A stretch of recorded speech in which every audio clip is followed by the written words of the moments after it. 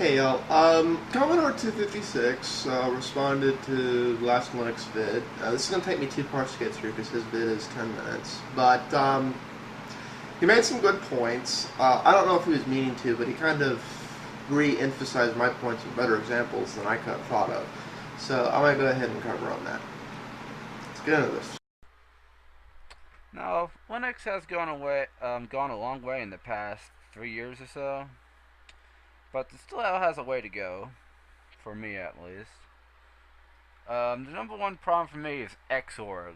Xorg is like totally sucks, and it causes a lot of crashes and stuff. Like, say if you're in a game in 640 by 480, but your native resolution is not 640 by 480, and then you hit Alt Tab in that game to check out on like a message on Skype or TweetDeck or something, your resolution is going to stay at 640 by 40 once you hit Alt Tab.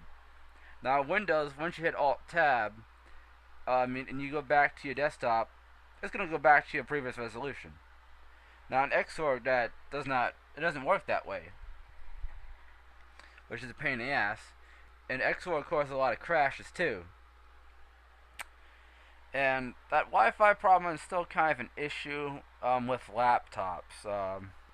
Laptops, you're required to usually use an NDSI wrapper, which is okay if you're using the Ubuntu and it locates your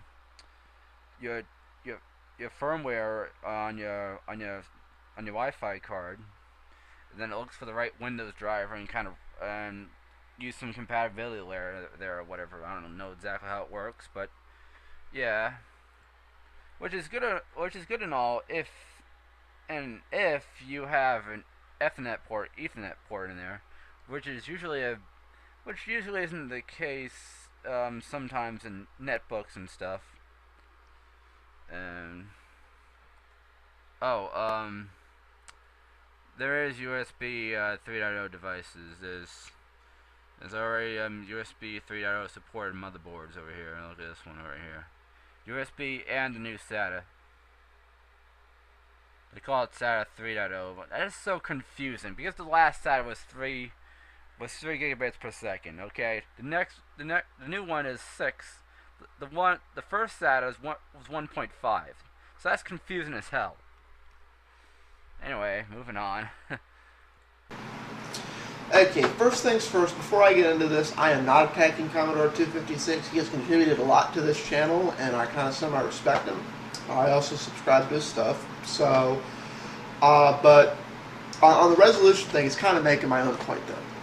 What causes that is, for all intents and purposes, 99.9% of the time when you're running a game in Linux, at least today, you're running it in some form of virtualization. Even if you're running it in Wine or crossover, Wine can stand for Wine is not an emulator all at once. It doesn't change the fact that it is. And the same thing if you're running SNES, which there's now a native Linux version of it, but you're emulating the Super NES console and all the other emulators in that category. When you're doing emulation, it's not native, which means you've superimposed on top of something else and there's not a good communication between the two. So as a result, yeah, you wind up with all the same problems you did back in the early XP days where you were running the game in a fully self-contained virtual box. Anyone who's ever played an old game like Diablo 2 or Homeworld will attest to the fact that even to this day, when you run that and you go back from the game to your desktop, all your icons have shifted all over the place, even on a Windows machine, because it changed the resolution for the whole system when it entered that virtual environment. This is why I say third-party support is a real need. Until these developers start making true native Linux apps, this is going to be a problem. I think this was even a problem on Macs.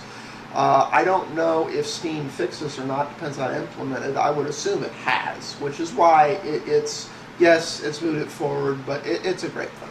Crossover fixed this, I'm going to say 99.9%, but you still get it on some games depending how low a resolution you're running at.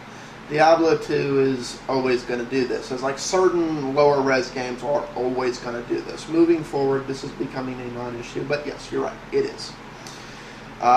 They're made for Windows. You're not running them on Windows. There's issues with that.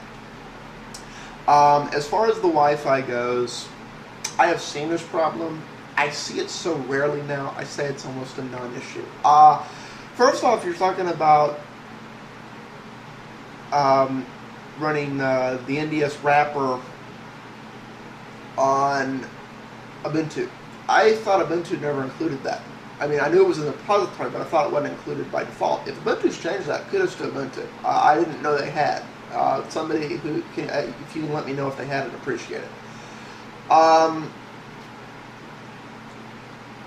I have had that problem on exactly 3 instances. One was a USB dongle, which was using a chipset that is a chipset from hell that doesn't even work right on Windows without extensive modification. The difference is all the driver work's been done for Windows. With Linux users, issues with it. The other was a PCI card with a chipset that predated moving forward with Linux. The newer version of the card, which I've tested out with, Linux just recognizes off the bat because the driver's in the Linux kernel now. And the other exception to that was a cheapy computer, like you said.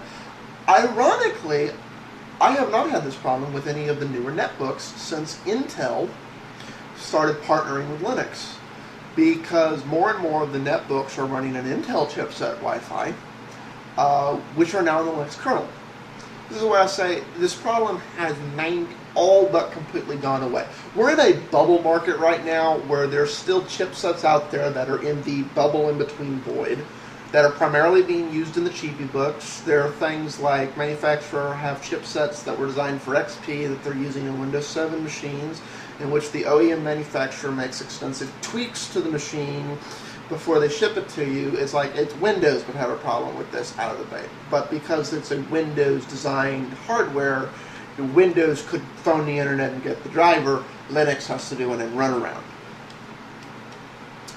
This is why I said OEM support for Linux is one of the main things it's missing.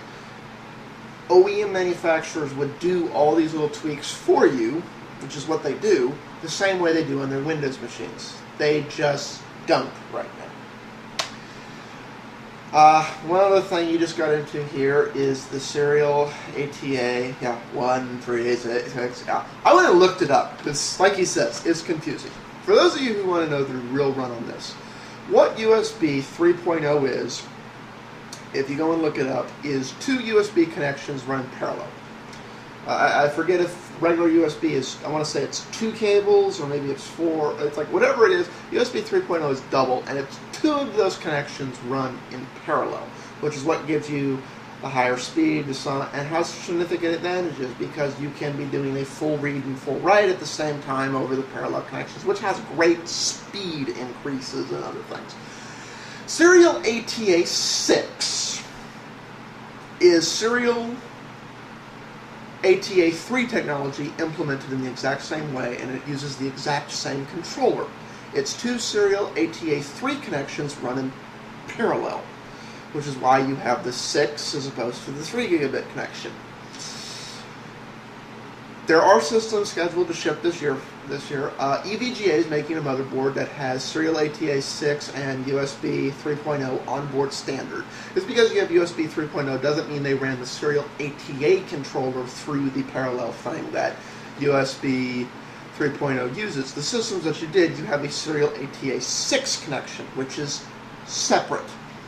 EVGA is, like I said, making a good system. For those of you who want to just build the die-hard gamer system from Hell System, I recommend taking a look at this motherboard. It's set up to use the second to newest Xeons that is 6-core. It'll take 2 of them, so you can build a 12-core system.